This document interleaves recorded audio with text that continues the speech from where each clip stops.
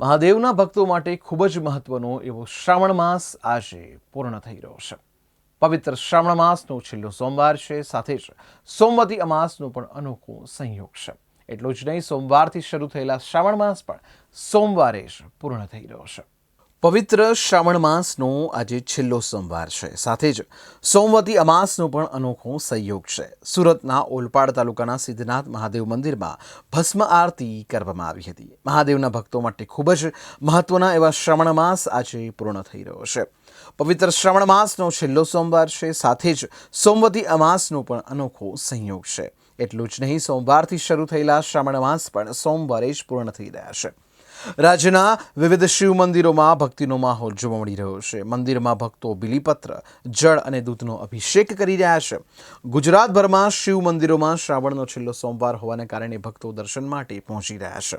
શ્રાવણ માસનો છેલ્લો સોમવાર અને સોમવતી અમાવસની દુર્લભ સંયોગ છે. સુરતના ઓલપાડ તાલુકાના સિદ્ધનાથ મહાદેવ મંદિરમાં ભસ્મ આરતી કરાઈ હતી. ઉજ્જૈનના મહાકાલની થતી ભસ્મ આરતીની જેમ આ આરતી કરવામાં આવી હતી.